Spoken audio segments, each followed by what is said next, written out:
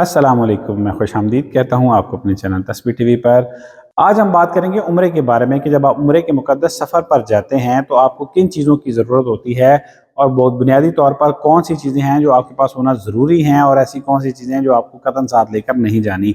जितने भी उम्रे के सफ़र पर जाने वाले दोस्त होते हैं जो ख़ास तौर पर पहली दफ़ा जा रहे होते हैं, उनके ज़हनों में बहुत सारे सवालात होते हैं। आज की वीडियो में तकरीबन आपके वो तमाम सवालात के जवाबात भी आपको मिलेंगे और पैकिंग के मुतालिक जितने भी आपके जहन में सवालात हैं, मसाइल हैं कि क्या चीज़ हमें लेकर जानी चाहिए और क्या चीज़ नहीं लेकर जानी चाहिए, वो भी इस वीडियो में इंशाल्लाह मैं आपको तफसीलन बताऊंगा।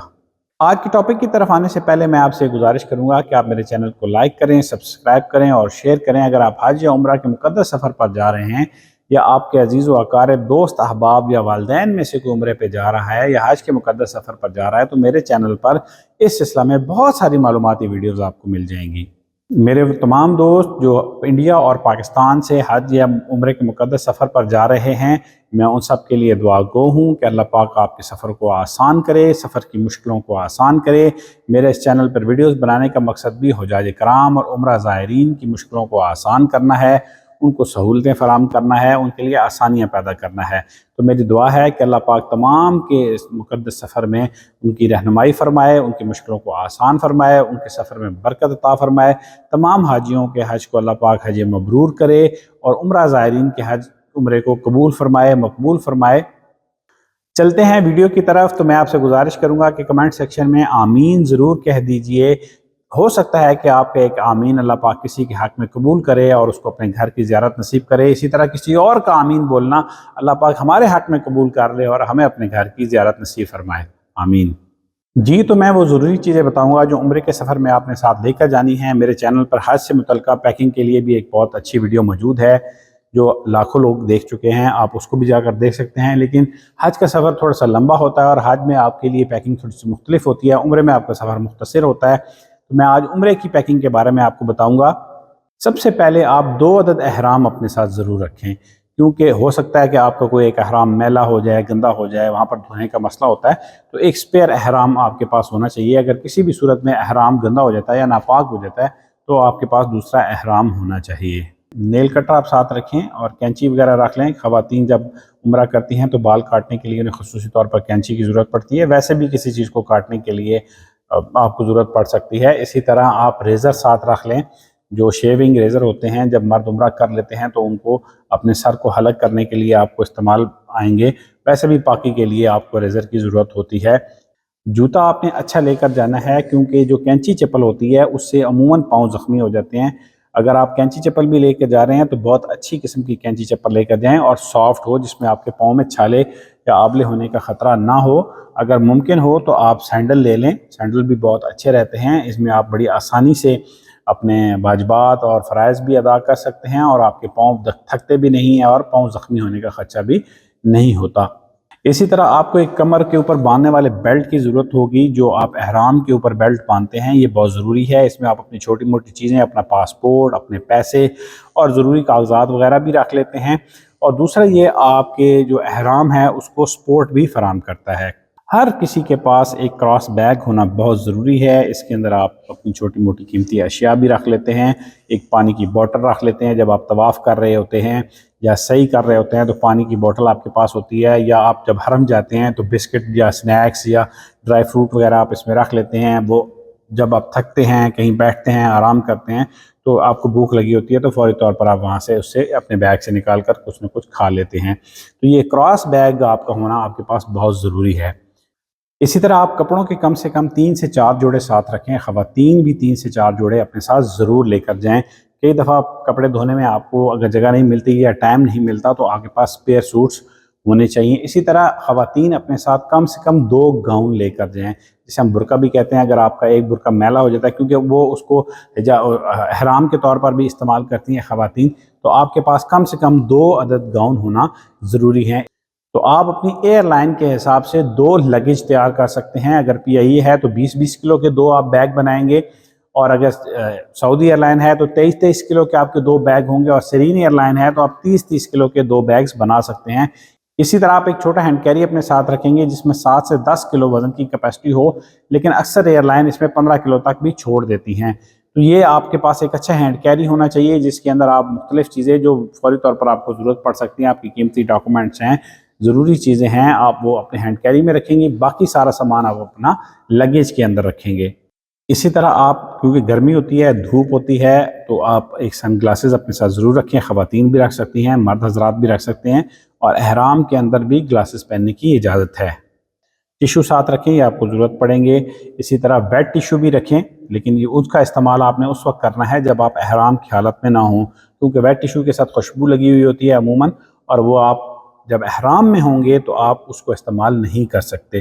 باقی مختلف موقعات میں آپ اس کو استعمال کر سکتے ہیں۔ آپ اپنا وائلٹ ساتھ رکھیں جس میں آپ کے کارڈز اور آپ کے پیسے وغیرہ رکھے جائیں۔ اسی طرح آپ ایک ویزلین کی بوتل ساتھ لازمی رکھ لیں، ایک ویزلین جو پیٹرولیم جیلی ہوتی ہے۔ آپ جب چلتے ہیں پیدل، کیونکہ آپ حرم میں طواف کرتے ہیں، صحیح کرتے ہیں، آپ کے پاؤں کی ایڑیاں وغیرہ پھٹ جاتی ہیں، پاؤں زخمی ہوتے ہیں، تو آپ ویزلین لگائیں گے، ایک تو وہاں پر کام آئے گا، دوسرا زیادہ چلنے کی وجہ سے آپ کی ٹانگوں میں لاسن ہو جاتی ہے، سکن ریشز ہو جاتے ہیں، جس کی وجہ سے آپ چل نہیں سکتے اور آپ کو چلنے میں بڑی دقت ہوتی ہے۔ تو ویزلین لگانے سے بھی آپ کو اس میں کافی راحت اور سکون حاصل ہوتا ہے۔ اسی طرح ایک موبائل کا پاور بینک آپ اپنے ساتھ ضرور رکھیں، کیونکہ جب آپ حرم میں جاتے ہیں تو کئی دفعہ ایسا ہوتا ہے کہ آپ پورا دن حرم میں گزارتے ہیں اور آپ کو چارجنگ کے مسائل ہوتے ہیں، وہاں پر آپ چارجنگ نہیں کر سکتے، تو آپ کے پاس اگر پاور بینک ہوگا جو آپ کے سائڈ بیگ میں یا ہینڈ بیگ میں ہوتا ہے، تو آپ اسے نکال کے اپنے موبائل کو چارج کر سکتے ہیں۔ کچھ آپ اپنے ساتھ بسکٹ اور ڈرائی فروٹس وغیرہ، سنیکس وغیرہ لے کر جائیں، کیونکہ یہ چیزیں وہاں پر ملتی تو ہے، ہر چیز ملتی ہے لیکن مہنگی ملتی ہے۔ اگر آپ پاکستان یا انڈیا سے یہ چیزیں ساتھ لے کر جائیں گے تو یہ آپ کو نسبتاً کافی سستی پڑیں گی۔ خواتین کچھ پونیاں اور کیچر وغیرہ اپنے ساتھ رکھ لیں۔ ایک سوئی اور دھاگا رکھ لیں، اگر آپ کو کوئی بٹن وغیرہ ٹوٹ جاتا ہے یا کوئی کپڑا پھٹ جاتا ہے، ایمرجنسی میں آپ کو اس کو سلنا پڑتا ہے، تو آپ کو وہاں پر سوئی اور دھاگا لینا بڑا مشکل ہو جائے گا۔ تو یہ کینچی تو آپ نے چھوٹی ایک رکھی ہوئی ہے آلریڈی ساتھ، تو ساتھ سوئی اور دھاگا ضرور رکھیں۔